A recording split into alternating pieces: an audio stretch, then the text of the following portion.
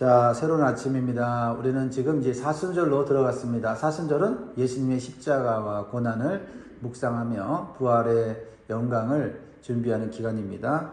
오늘 사랑하는 영광의 성도님들, 이 사순절을 맞이해서 주님의 십자가를 묵상하며 주님께 더 가까이 가는 시간이 되기를 주의 이름으로 축복합니다. 오늘 마태복음 15장 1절에서 20절의 말씀은 사순절에 참 걸맞는 말씀이라고 생각합니다. 우리에게 주신 교훈을 우리가 기도 제목으로 같이 나눌 텐데 한번 따라 하십니다. 나의 말과 마음이 일치되게 하시고 신앙의 형식보다 본질에 집중하게 하소서. 아멘. 사랑하는 성도 여러분, 우리가 신앙생활을 이제 오래 하다 보면 은근히 찾아오는 유혹이 있어요. 그것은 말씀의 본질 대신 종교적 형식으로 신앙생활을 대체하려고 하는 것입니다. 그 이유는요, 종교적 형식은 어느 정도 시간이 흐르면 익숙해지는데 말씀을 따라서 우리의 마음을 바꾸는 것, 그것은 결코 쉬운 일이 아닙니다. 종교적 형식을 지키는 것은 비교적 쉽습니다. 시간 맞춰 예배당에 오고 주의를 지키고 주어진 봉사를 어떤 규칙을 따라서 행하는 것, 처음엔 좀 힘들지만 익숙해지면 그것이 편안해질 수가 있습니다. 근데 문제는 뭐냐면 예배를 드렸는데도 마음의 이기심이 사라지지를 않습니다. 기도했는데 삶이 그렇게 변하지를 않습니다. 말씀을 읽었는데도 여전히 사람을 판단하고 정죄하는 내 모습을 발견하게 됩니다. 그래서 회개하고 내 자신과 싸우기보다는 종교 형식을 더 잘 지킴으로써 자신의 약점을 덮으려고 하는 선택을 한다라는 것입니다. 그러면서 다른 사람들보다 내가 더 열심히 신앙생활을 하고 있지 하는 걸로 진정으로 내 신앙의 본질을 추구하는 것을 멈추고 덮어버리려고 한다라는 겁니다.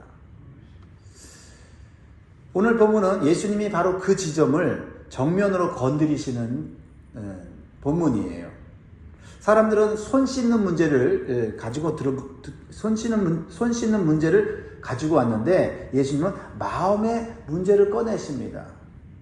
오늘 말씀을 통해서 종교적 형식보다는 마음의 진실함과 거룩함을 원하시는 주님의 음성을 듣기를 주의 이름으로 축복합니다. 첫 번째로 전통보다 하나님의 말씀을 우선해야 합니다. 전통보다 하나님의 말씀을 우선해야 합니다. 율법을 잘 지킨다는 바리새인과 서기관들이 예수님께 찾아와서 문제 제기를 합니다. 그들이 들고 온 문제는 식사하기 전에 제자들이 손을 씻지 않았다는 겁니다. 자, 단순히 위생의 문제가 아니라는 것을 우리가 알 수가 있는데요. 1절 2절을 보면 그때의 바리새인과 서기관들이 예루살렘으로부터 예수께 나와 이르되 당신의 제자들이 어찌하여 장로들의 전통을 범하나이까 또 먹을 때에 손을 씻지 아니하나이다.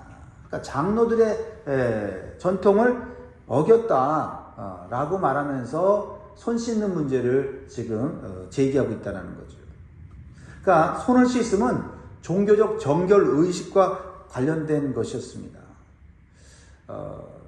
이 장로들의 전통은 사람이 만든 겁니다. 근데 좋은 의도로 만든 거예요.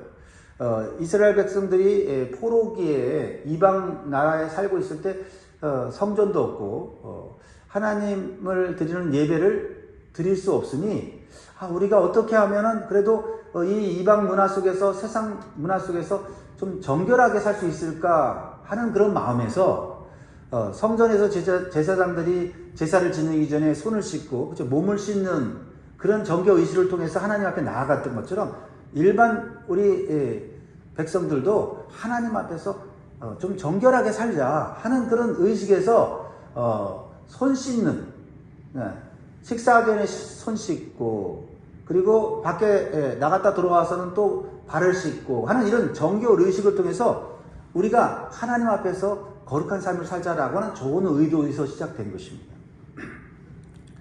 그래서 장로들의 이 전통은 식사 전 손 씻기를 통해서 경건의 어떤 표시, 그렇죠? 로 드러내는 그러한 습관이 되었다는 겁니다. 그런데 그것이 변질되어서 이 정도는 해야, 이런 의식을 행해야만 그 사람은 경건한 사람이야 라고 하는 하나의 사람의 표준이 되었다는 거죠. 그래서 속의 마음의 더러움에 대해서는 그렇게 강조하지 않으면서 겉으로 씻는 문제를 가지고서 사람을 판단하는 도구가 되었다는 거죠. 그래서 예수님은 그들의 질문에 대답을 하시면서 그들의 신앙적 모순을 말씀하고 계시는 거예요. 자, 3절에 보세요. 대답하여 이르시되 너희는 어찌하여 너희의 전통으로 하나님의 계명을 범하느냐. 아니, 어떻게 이런 일이 일어났었습니까? 이 장로들의 전통은 하나님 앞에서 거룩하게 살려고 하는 의도에서 만들어진 건데 그것이 변질되어서 어떻게 됐다고요? 하나님의 말씀, 하나님의 계명을 어기는 일이 됐다라는 거죠. 그 중에 하나가 뭐예요? 14절에 나오는 부모 공경에 대한 이 하나님의 말씀을 자신들의 전통으로 바꿔버렸다는 거죠. 책임을 회피했다는 겁니다. 하나님이 이르셨으되 내 부모를 공경을 하시고 또 아버지나 어머니를 비방하는 자는 반드시 죽임을 당하리라 하셨거늘 너희는 이르되 누구든지 아버지에게나 어머니에게 말하기를 내가 드려 유익하게 할 것이 하나님께 드림이 되었다 하기만 하면 그 부모를 공경할 것이 없다 하여 너의 전통으로 하나님의 말씀을 폐하는도다. 지금 예수님이 지적하시는 것은 바로 그들의 이중적인 모습인 거예요. 너희는 손 씻는 전통을 지키려고 하면서 정작 하나님이 분명하게 강조하신 부모 공경의 계명은 책임은 피해가고 있다라는 겁니다.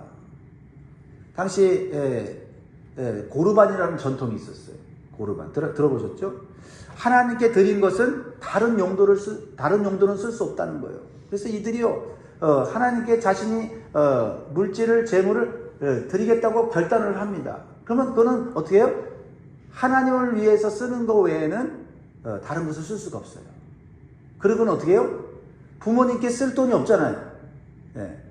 그러고는 부모님께 공경하지 않는 책임을 회피하려고 했다라는 것입니다. 그리고는 어떻게 했는지 아십니까? 심지어는 부모가 돌아가신 다음에 하나님께 바쳤다는 그 재물을 자기가 사용하는 그러한 외식적인 행동을 했다라는 겁니다. 겉으로는 종교적인 말로 그럴듯하게 포장했지만은 실제로는 하나님의 말씀에 순종을 회피하는 그런 종교적 그런 장치가 되었다. 자신을 위한 장치가 되었다라는 것입니다. 오늘날 교회에서도 또 우리의 신앙생활에서도 이러한 방식으로 전통이나 어떤 형식이 나를 위한 것으로 변질되어서 하나님 말씀보다는 내 유익을 위해서 살아가는 그런 모습이 있을 수 있다라는 것입니다. 그래서 바리새인의 외식을 지적하신 예수님은 우리에게도 오늘 물으시는 거예요. 너는 무엇을 지키는 사람이냐? 전통을 지키는 사람이냐? 아니면 말씀을 지키는 사람이냐라고 묻는 거죠.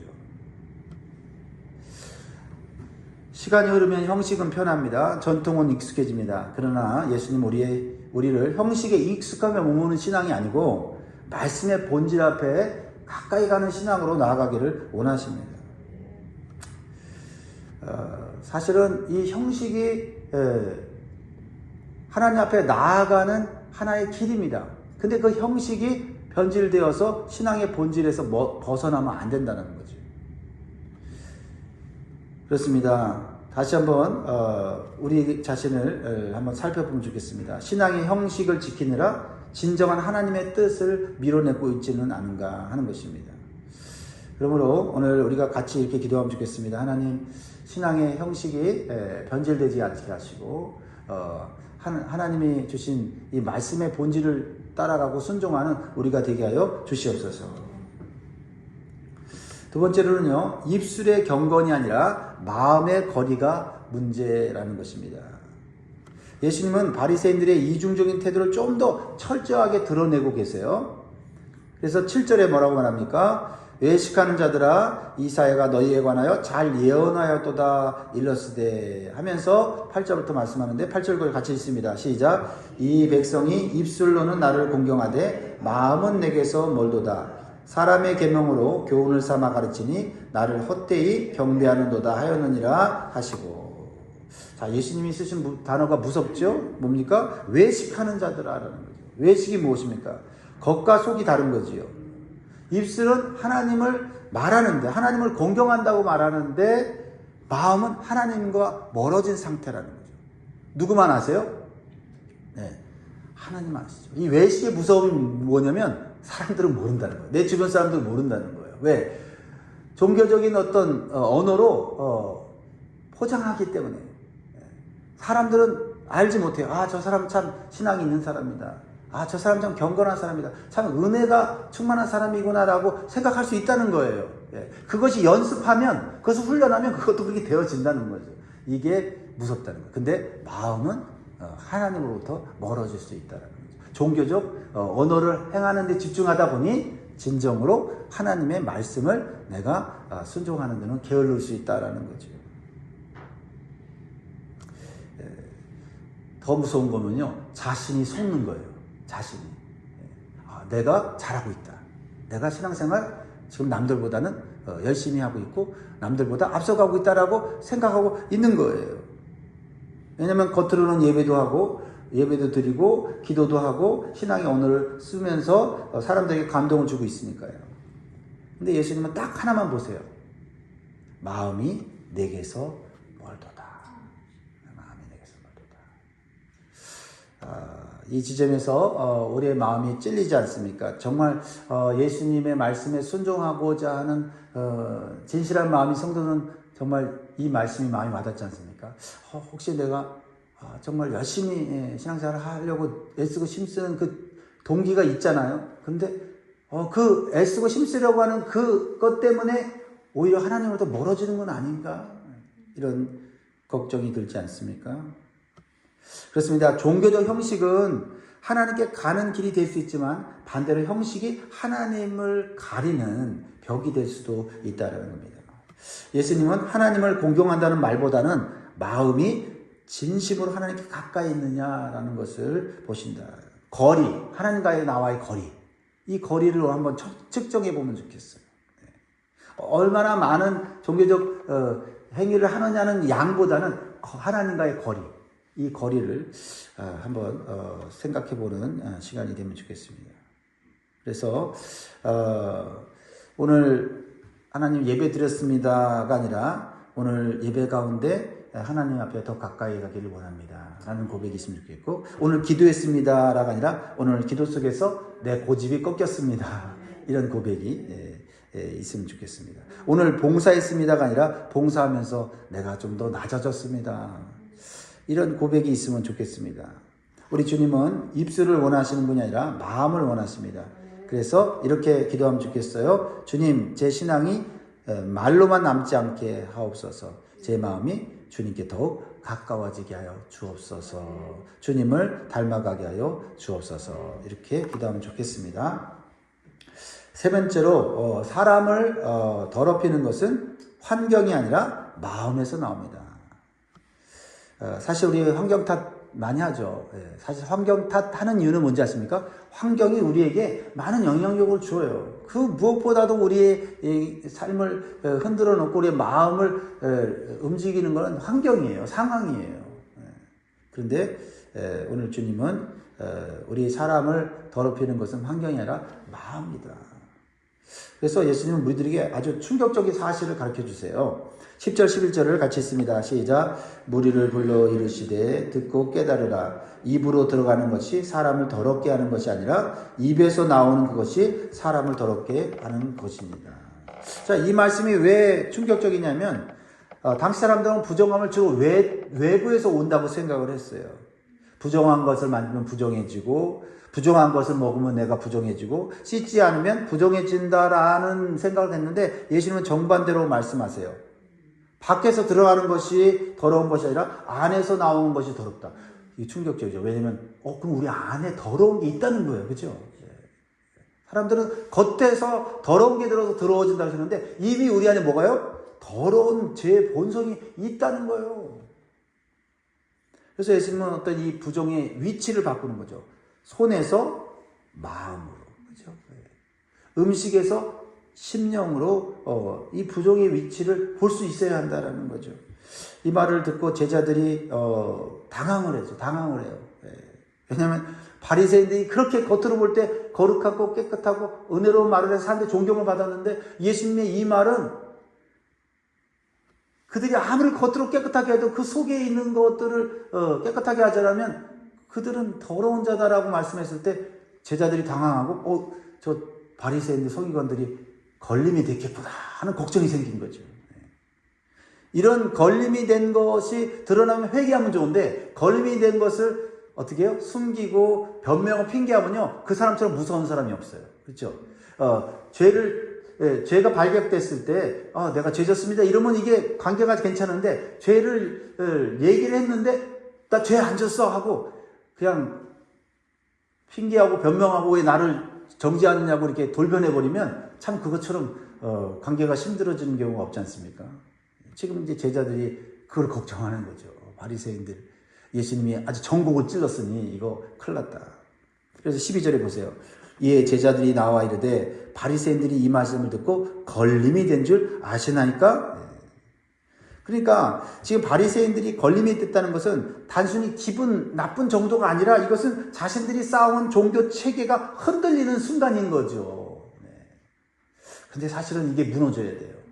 여러분 무너진 적이 있지 않습니까? 그리고 계속해서 무너져야 돼요. 그래야만 내 말과 마음이 내 삶이 일치되는 삶에 좀 더 가까이 가게 되는 것입니다. 그래서 예수님은 이 제자들의 이 걱정에 예수님은 더 강력하게 말씀하세요. 13절 보세요. 예수께서 대답하여 이르시되 심은 것마다 내 하늘 아버지께서 심으시지 않은 것을 뽑힐 것이니. 뭐예요? 아무리 좋아 보여도 인간이 만든 전통, 규칙대로 한 거는 하나님 말씀과 비교해서 그거 아니면 하나님 뽑아버리신다는 거예요. 그러면서 그냥 두라고 하세요. 14절. 그냥 두라. 내버려 둬라.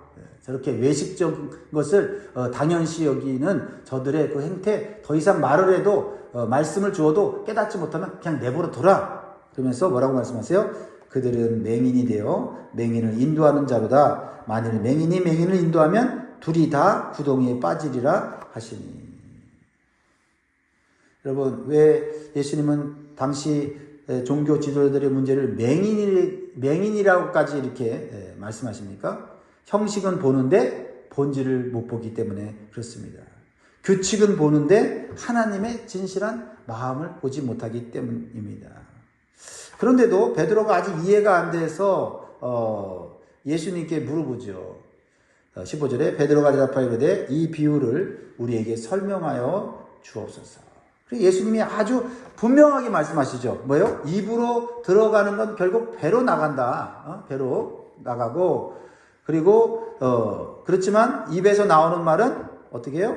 마음에서 나오는 것이다 라고 말씀을 하시죠. 16절로 19절 말씀인데 우리 한번 읽어보겠습니다. 시작. 예수께서 이르시되 너희도 아직까지 깨달음이 없느냐? 입으로 들어가는 모든 것은 배로 들어가서 뒤로 내버려지는 줄 알지 못하느냐? 입에서 나오는 것들은 마음에서 나오나니 이것이야말로 사람을 더럽게 하느니라. 마음에서 나오는 것은 악한 생각과 살인과 간음과 음란과 도적질과 거짓 증언과 비방이니. 그렇습니다. 오늘 우리의 문제는 환경만이 아닙니다. 물론 환경이 어렵습니다. 세상이 타락했고 유혹이 많고 관계가 복잡하고 경쟁이 치열합니다.